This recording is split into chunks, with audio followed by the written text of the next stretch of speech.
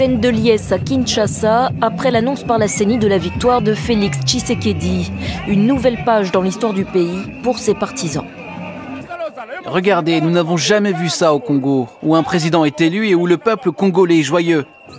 Je suis très contente parce que Félix a gagné l'élection et j'ai beaucoup apprécié son discours parce qu'il ne s'agissait pas d'un discours de haine, mais de paix.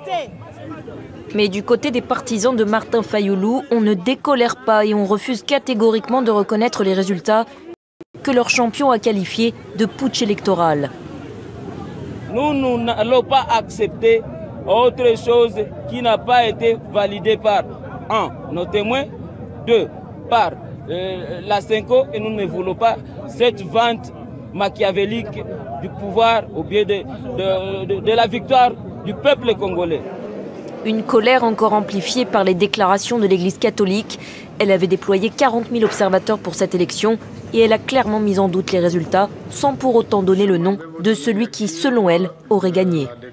Nous constatons que les résultats de l'élection présidentielle, tels que publiés par la CENI, ne correspondent pas aux données collectées par notre mission. Cette division du peuple congolais fait craindre des violences post-électorales.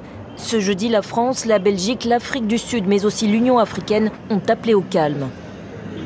Je pense qu'il fallait qu'elle aille beaucoup plus loin là-dessus. Elle a tous les résultats, elle connaît les résultats. Qu'elle le prononce clairement puisqu'elle a le nom du vainqueur. Et ce que nous demandons également, le recomptage de tous les PV. Si on veut vraiment appliquer la démocratie, nous devons aller dans le recomptage de tous les PV. Et vous allez voir que la réalité des urnes sera tout à fait différente de ce qu'on a proclamé hier.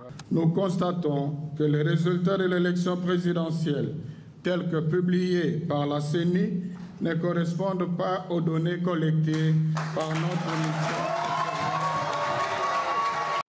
Respectueuse des institutions, notre plateforme est en train de réunir tous les éléments pour apprécier l'adéquation de ceux-ci avec les résultats proclamés par la CENI et, le cas échéant, lui permettre d'envisager la saisine de la Cour constitutionnelle.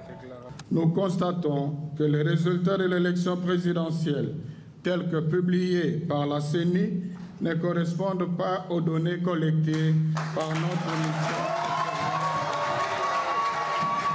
Les élections se sont déroulées à peu près dans le calme, ce qui est une bonne chose, mais il semble bien que les résultats proclamés, M. Tshisekedi déclaré vainqueur, ne soient pas conformes aux résultats que l'on a pu constater ici ou là, parce que la conférence épiscopale du Congo a fait des vérifications, a annoncé des résultats qui étaient totalement différents. Donc vous craignez des troubles. Je pense qu'il faut qu'il y ait d'abord qu'on garde son calme, qu'on évite les affrontements, et puis que la clarté soit faite sur ces résultats qui sont inverses à ce que l'on imaginait et à ce qui était avancé. Parce que ça peut mal tourner, parce que M. Fayoulou était a priori le leader sortant des élections.